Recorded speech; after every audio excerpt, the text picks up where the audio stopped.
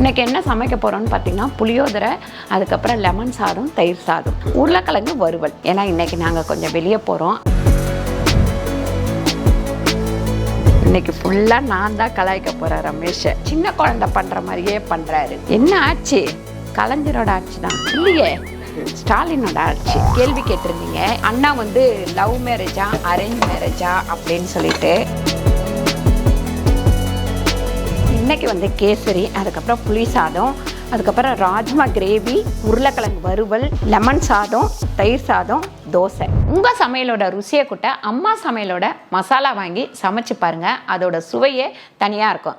நம்மளோட website link வந்து கீழே கொடுக்குறேன். வெப்சைட்டில் நீங்கள் ஆர்டர் போட்டுக்கலாம். நம்மக்கிட்ட மசாலா, வத்தல், வடகம், ஊறுகாய், முறுக்கு மாவு, அதிர்ச மாவு, சீடை மாவு, இந்த மாதிரி எல்லா வகையான மாவு வகைகளும் நம்மக்கிட்ட கிடைக்கும். வணக்கம், நானுங்களும் அம்மா சமையல் மீனாட்சி. இன்றைக்கி முதல் சனிக்கிழமை, அதனால் காலையிலேயே பிரேக்ஃபாஸ்ட்டு, அதுக்கப்புறம் சாப்பாடு, சமையல் எல்லாமே முடிச்சிடலான்னு.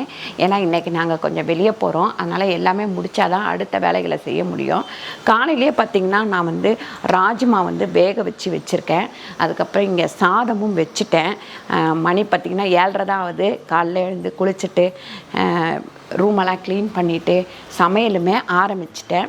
இங்கே வந்து பார்த்திங்கன்னா புளி வந்து கரைச்சி வச்சுருக்கேன். இன்றைக்கி என்ன சமைக்க போகிறோன்னு பார்த்திங்கன்னா புளியோதரை, அதுக்கப்புறம் லெமன் சாதம், தயிர் சாதம். நம்ம வந்து வெளியே போகிறோம் இல்லையா, அதனால் இந்த மாதிரி பண்ணிட்டோம்னா டக்குன்னு வேலை முடிஞ்சிடும்.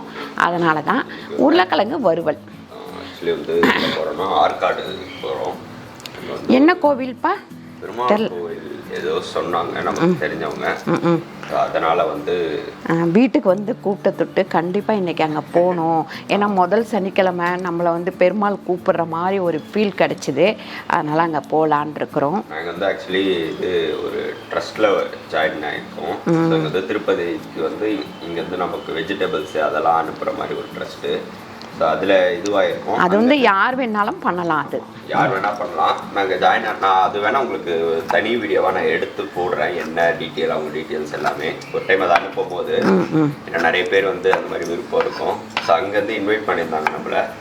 அதனால் இன்றைக்கி ஃபேமிலியோடு எல்லாருமே நம்ம கிளம்புறாங்க. அதனால தான் இன்றைக்கி காலையிலே இது எனக்கு வந்து வாய்ஸ் சரியில்லை.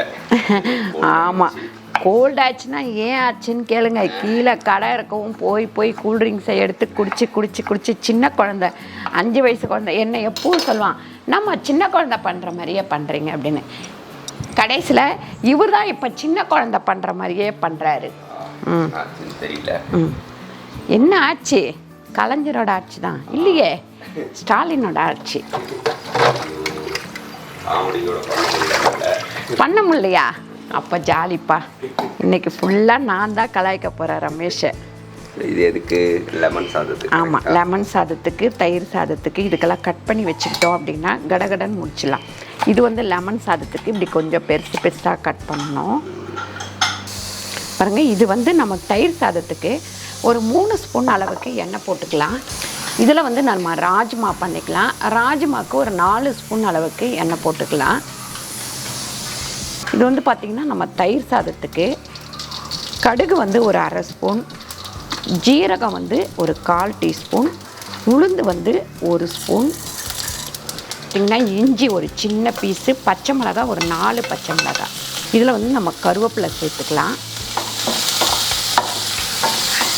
அதுக்கப்புறம் பெருங்காயம்.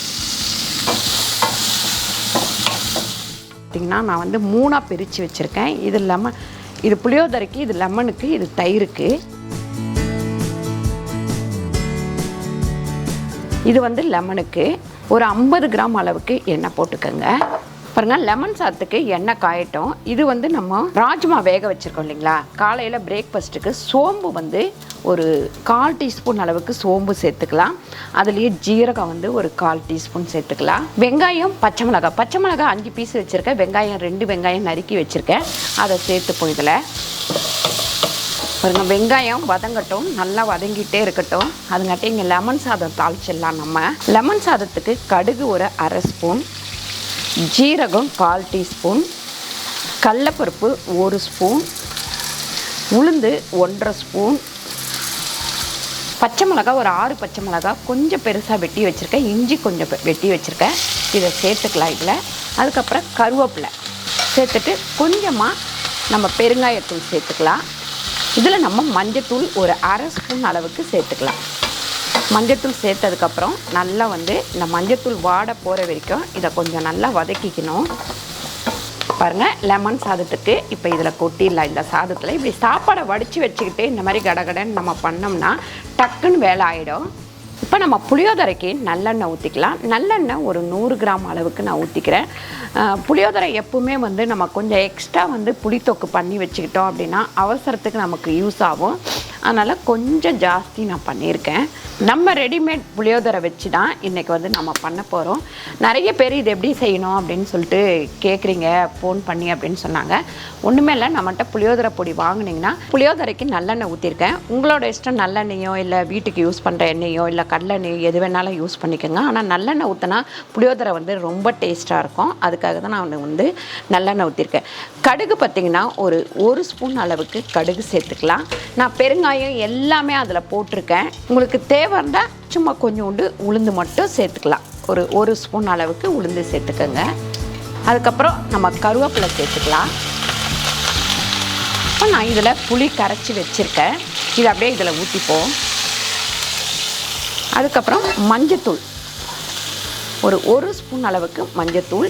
உப்பு வந்து புளியோதரை பொடியில் சேர்க்கறது கிடையாது, அதனால் நான் இதில் உப்பு போட்டுக்கிறேன். இது நல்லா கொதிக்கட்டும். பாருங்கள், வெங்காயம் வந்து நல்லா வதங்கிடுச்சு ராஜ்மாக்கு. இப்போ இஞ்சி பூண்டு பேஸ்ட் வந்து நம்ம 1 ஸ்பூன் அளவுக்கு சேர்த்துக்கலாம். சேர்த்துட்டு நல்லா வந்து நம்ம கிண்டி விடுவோம். தக்காளி பார்த்தீங்கன்னா பெரிய பெரிய தக்காளியாக ஒரு 4 தக்காளி நறுக்கி வச்சுருக்கேன். அதை சேர்த்துக்கலாம். இது வந்து தோசைக்கு பண்ணுற சப்பாத்திக்கும் இதை வந்து தொட்டுக்கலாம், பூரிக்கும் இதை வந்து தொட்டுக்கலாம். இந்த தக்காளி வந்து நல்லா வதங்கட்டும். இப்போ உப்பு போட்டுருவாங்கல்ல, ஒரு ஸ்பூன் அளவுக்கு உப்பு போட்டிருக்கேன். முக்கியமாக வந்து நம்ம ஒரு டவுட்டை வந்து கிளியர் பண்ணணும். என்னன்னு கேட்டிங்கன்னா, நிறைய பேரோட கேள்வி என்னன்னு கேட்டிங்கன்னா, அதிரச மாவு நம்மக்கிட்ட ரெடிமேடாக கிடைக்கிது, அந்த மாவு வாங்கிட்டு போய் என்ன பண்ணணும் அப்படின்னு கேட்குறாங்க. இங்கே பாருங்கள், மாவு ரெடிமேட் மாவு இதில் எல்லாமே போட்டிருப்பேன். இந்த மாதிரி மீடியமாக தட்டிக்கணும். ரொம்ப மெல்லிசாக தட்டினீங்கன்னா நமக்கு வந்து சரியாக வராது. அதே மாதிரி எண்ணெய் வந்து ரொம்ப காயக்கூடாது, மீடியமாக தான் காயணும் நமக்கு. இப்போது இதை போட்டுட்டு ஒரு நிமிஷம் அப்படியே வெயிட் பண்ணணும். ரொம்ப மெலிசாக தட்டி போட்டிங்கன்னா மொறுன்னு வந்துடும். ஓரளவுக்கு திக்காக வந்து தட்டணும். 1/2 கிலோ மாவு வாங்கினா எவ்வளோ வரும் அப்படின்னு கேட்குறீங்க. 1/2 கிலோவில் நம்ம தட்டுற சைஸை பொறுத்து தான் வரும். சப்போஸ் 20 கூட வரலாம், 25 கூட வரலாம். ஏன்னா அந்த அளவுக்கு தான் நமக்கு வந்து அதில் மாவு இருக்கும். ஒரு சைடு நல்லா வந்து மேலேயும் நல்லா ப்ரௌன் கலர் ஆனதுக்கப்புறம் இதை வந்து நம்ம திருப்பணும். திருப்பிட்டு ஒரு 2-3 நிமிஷம் இருக்கணும் அடுப்பில். இந்த மாதிரி பாருங்கள், எண்ணெய் வந்து கொதிக்கிறது அப்படியே வந்து அடங்கிடும். அப்படி அடங்கின உடனே இதை நம்ம எடுத்துட வேண்டியதான். எண்ணெய் வந்து இந்த அளவுக்கு தான் காயணும், ரொம்ப வந்து நமக்கு காயக்கூடாது.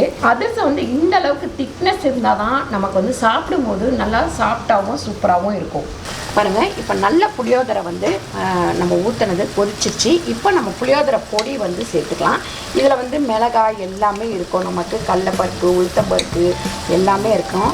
நான் வந்து ஒரு 5 பேர்த்துக்கு அளவுக்கு வைக்கிறேன், அதனால் ஒரு 4 ஸ்பூன் அளவுக்கு நான் போடுறேன். கொஞ்சம் கம்மியான தீயில வச்சுட்டு ஒரு 3 நிமிஷம் நல்லா கொதிக்கிட்டோம். கொதித்தோடனே நம்ம இறக்கிட வேண்டியதுதான். பாருங்கள், புளியோதரை குழம்பு ரெடி ஆயிடுச்சு, புளித்தொக்கு ரெடி ஆயிடுச்சு. இறக்கிடலாம். இதில் வெறும் மிளகாத்தூள் வந்து 2 ஸ்பூன் சேர்த்துக்கலாம். 1 ஸ்பூன் அளவு தந்தூரி மசாலா சேர்த்துக்கலாம். மஞ்சத்தூள் ஒரு 1/4 டீஸ்பூன் சேர்த்துக்கலாம். இதெல்லாம் சேர்த்ததுக்கப்புறம் நல்லா வந்து இந்த மாதிரி மிக்ஸ் பண்ணிக்கோங்க. இப்போ நம்ம இந்த வேக வச்சுருக்கிற ராஜ்மாவை இதில் கொட்டிடலாம், அப்படியே தண்ணியோடவை.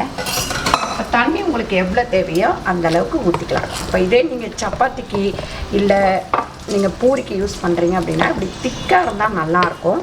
நான் வந்து இதில் தேங்காய் அரைச்சி ஊற்ற போகிறேன். எதுக்கு அப்படின்னு கேட்டிங்கன்னா, தோசைக்கு அப்படின்னாலே கொஞ்சம் குழம்பு மாதிரி இருந்தால் தான் நல்லாயிருக்கும். அதனால் தேங்காய் கொஞ்சம் அரைச்சி ஊற்றப்பேன். அதுமாதிரி தயிர் சாதத்துக்கு கொஞ்சம் கொத்தமல்லி, அதுக்கப்புறம் புளி சாதத்துக்கு கொஞ்சம் லெமன் சாதத்துக்கு கொத்தமல்லி. இப்போ ஃபஸ்ட்டு வந்து நம்ம வந்து பாருங்கள், புளியோதரை வந்து ரெடி பண்ணிக்கலாம். நம்ம தொக்கை ஊற்றி சாதத்தை கிண்டிடுவோம். இது வந்து நல்லா கிண்டிட்டு கொஞ்சம் ஊறினா தான் நல்லா டேஸ்ட்டாக இருக்கும்.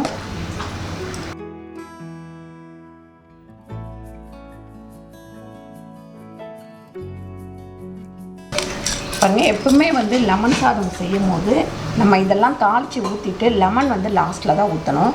இப்போ வந்து இதுக்கு உப்பு சேர்த்துக்கலாம். ஒரு ஸ்பூன் அளவுக்கு உப்பு சேர்த்துருக்கேன். இப்போ 3 லெமன் இதில் புழிஞ்சு விட்டுக்கலாம்.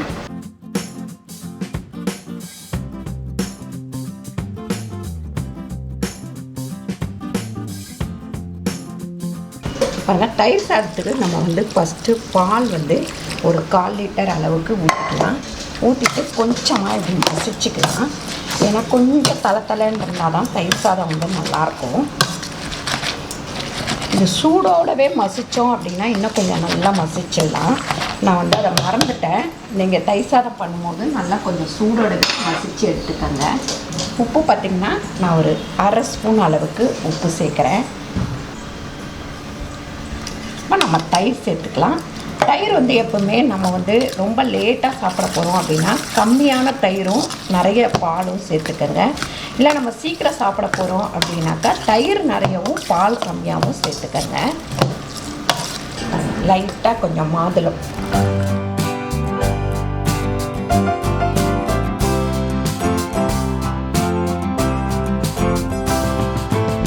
ராஜ்மாக்கு கொஞ்சம் வந்து முந்திரி போட்டு தேங்காவும் அரைச்சி எடுத்துக்கலாம். ராஜ்மா நல்லா வந்து மசாலாலாம் சேர்ந்து கிரேவி மாதிரி வந்துடுச்சு. இப்போ இந்த தேங்காய் ஊற்றிக்கலாம். இப்போ இதில் நெய் ஊற்றிக்கலாம். இது வந்து கேசரி பண்ண போகிறேன் நான். கிட்டத்தட்ட ஒரு 100 கிராம் அளவுக்கு நெய் ஊற்றிருக்கேன். இப்போ இந்த முந்திரியை போட்டு வறுத்து எடுத்துக்கலாம். இது வந்து கொஞ்சோண்டு நான் லெமன் சாதத்துக்கும் அப்புறம் புளி சாதத்துக்கும் எடுத்துக்கிறேன்.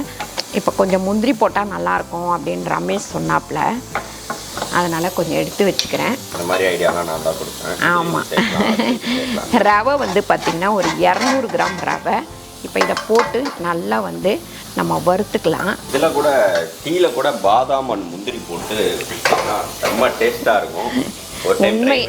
உண்மையை சொல்லணும்னா இந்த மாதிரி ஐடியாலாம் ரமேஷை தவிர வேற யாராலையும் சொல்ல முடியாது. பாவம். கரெக்டு. ஆமாம். அதுக்கப்புறம் பார்த்தீங்கன்னா நீங்கள் எல்லாரும் ஒரு கேள்வி கேட்டிருந்தீங்க. என்னன்னு கேட்டால், அண்ணா வந்து லவ் மேரேஜா அரேஞ்ச் மேரேஜா அப்படின்னு சொல்லிட்டு. ரமேஷ் வந்து லவ் மேரேஜா அரேஞ்ச் மேரேஜா அப்படின்னு சொல்லி கேட்டிருந்தீங்க. அரேஞ்ச் மேரேஜ் தான். ஆல்ரெடி நாங்கள் பேசி வச்சு பண்ணது தான்.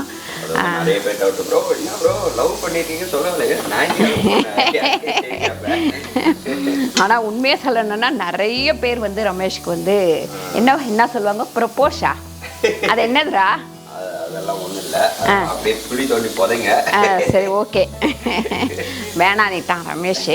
ஓகே. இது வந்து அரேஞ்ச் மேரேஜ். ரிலேட்டிவ் தான். நிறைய பேர் வந்து என்னன்னா, நீங்க ஜெயித்திய கல்யாணம் பண்ணல. நீங்களே நல்லா பாருங்க, எல்லா வீடியோலையும் நாங்கள் சொல்லியிருக்கோம். தங்கச்சி ரமேஷுக்கு வந்து லாவண்யாவும் பேர் என்ன, ஜெயந்தியும் வந்து தங்கச்சி. லாவண்யாவும் ஜெயந்தியும் சித்தப்பா பொண்ணு பெரியப்பா பொண்ணு. நிறைய பேர் என்னன்னா ஜெயந்தி ஃபேஸ் கட் மாதிரியே இருக்கு. ஜெயந்தி வந்து ரமேஷ் அண்ணாவுக்கு கல்யாணம் பண்ண போற பொண்ணுடைய தங்கச்சி. ஸோ அதனால முதல் பொண்ணை வந்து டிசைட் பண்ணியிருக்காங்க.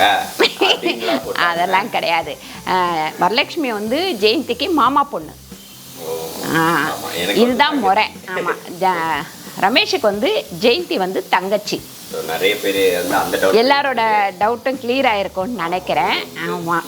நிறைய பேர் கேட்டுருங்க, லவ் மேரேஜ் அரேஞ்ச் மேரேஜ் சொல்லுங்க, லவ் மேரேஜ் அரேஞ்ச் மேரேஜ் சொல்லுங்க. அதனால தான் இந்த வீடியோவில் வந்து இதை சொல்லிடலாம். உங்களுக்கு டவுட் கிளியர் ஆயிருக்கும்னு நினைக்கிறேன். ஆமாம். இதுக்கு மேலேயே வந்து யாரும் கமெண்ட் இது கேட்க மாட்டீங்கன்னு நினைக்கிறேன். பாருங்க, நல்லா வறுபட்டதுக்கப்புறம் நம்ம வந்து சுடுதண்ணி நான் வச்சுருந்தேன், அதை வந்து ஊற்றிக்கலாம். 200 கிராம் வந்து ரவை வச்சுருந்தேன், அதுக்கு 3 டம்ளர் தண்ணி வச்சுருந்தேன். இது வந்து கரெக்டாக இருக்கும். வேகட்டும். ஒரு சிட்டிகை அளவுக்கு உப்பு சேர்த்துக்கலாம்.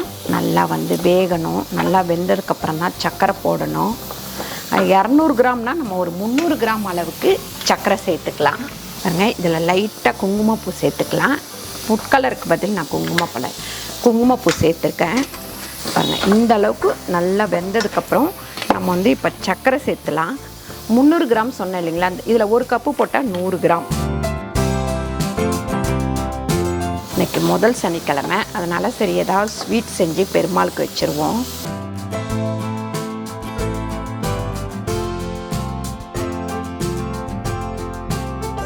பாருங்கள், கொஞ்சம் கொத்தமல்லி தூவிட்டு இந்த ராஜ்மா வந்து ரெடி ஆயிடுச்சு, இறக்கிடுவோம். ராஜ்மா கிரேவி. ஆமாம், ராஜ்மா கிரேவி, கேசரி, அப்புறம் புளி சாதம், லெமன் சாதம். இது என்ன டிஃபனுக்கு? என்ன காலைல பிரேக்ஃபாஸ்ட்டு? தோசை. கேசரியா? தோசையா? பாருங்க, கேசரி வந்து ரெடி ஆயிடுச்சு. ஃபஸ்ட்டு வந்து சாமிக்கு இதில் போட்டு வச்சிடலாம். கொஞ்சம் ஆறினோடனே சாமிகிட்ட வச்சுருவோம். இப்போ உருளைக்கிழங்குக்கு நான் ஒரு 5 ஸ்பூன் அளவுக்கு எண்ணெய் போட்டுக்கிறேன். பாருங்கள், கடுகு ஒரு ஸ்பூன் அளவுக்கு சேர்த்துக்கலாம். உளுந்து வந்து 1 ஸ்பூன் அளவுக்கு சேர்த்துக்கலாம் உருளைக்கிழங்குக்கு. பாருங்கள், ஒரு 2 வெங்காயம் வெட்டி வச்சுருக்கேன் உருளைக்கிழங்குக்கு, அதை சேர்த்துக்கலாம்.